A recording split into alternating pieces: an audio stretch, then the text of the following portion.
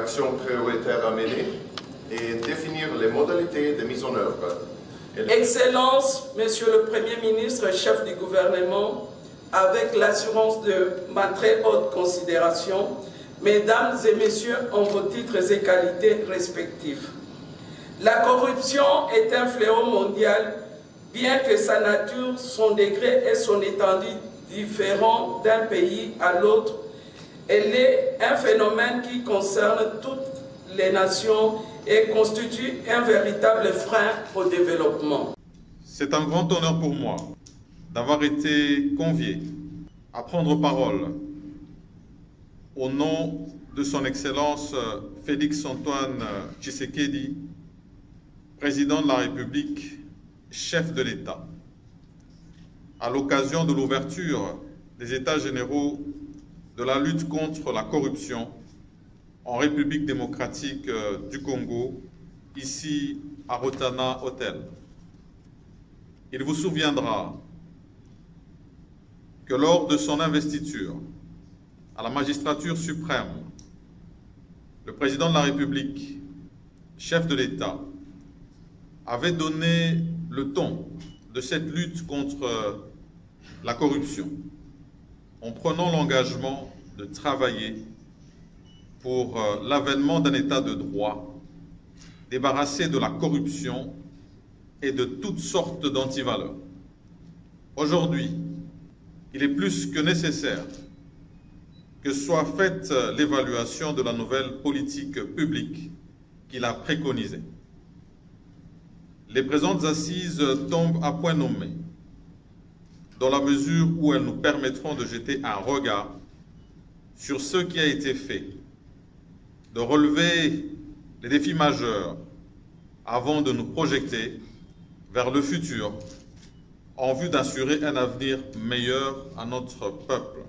Promesse faite dans son discours lors de la première édition de la Journée africaine de lutte contre la corruption, tenue à Kimpesky Fleuve Hotel, le jeudi 11 juillet 2019.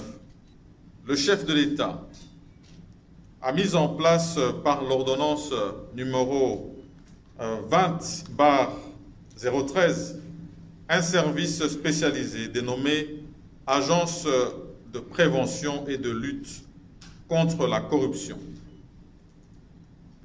Aux côtés de ce service, le président de la République a voulu accentuer le contrôle des finances publiques en réactivant un autre service, plus vieux,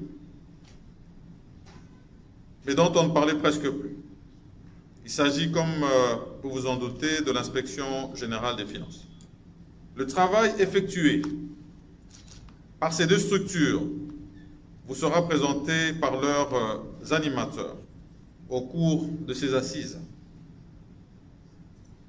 Et au sein du gouvernement de la République et des différentes institutions, plusieurs mécanismes sont développés actuellement pour lutter contre la corruption, la fraude de tout genre et le coulage de recettes.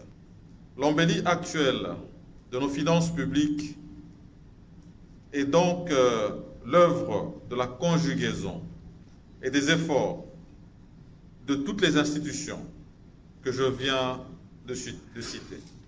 Et le gouvernement compte procéder à une meilleure redistribution des richesses de l'État pour en faire bénéficier à tout notre peuple. C'est ici l'occasion d'attirer l'attention singulièrement des magistrats et agents de police judiciaire qui doivent pleinement jouer leur rôle. La République n'accordera aucun pardon à ceux d'entre eux qui auront facilité ou couvert tout acte de corruption ou de détournement des deniers publics.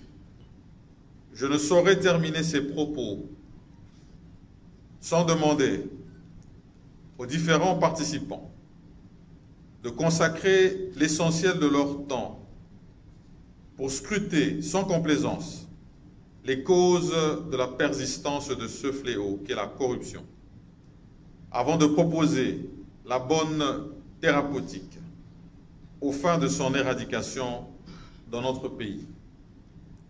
Ce qui, sans doute, aura un impact significatif quant au climat des affaires.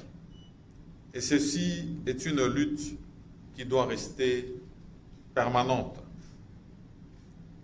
C'est par ces mots que je déclare ouverts les travaux des États généraux de la lutte contre la corruption en République démocratique du Congo, et je vous remercie.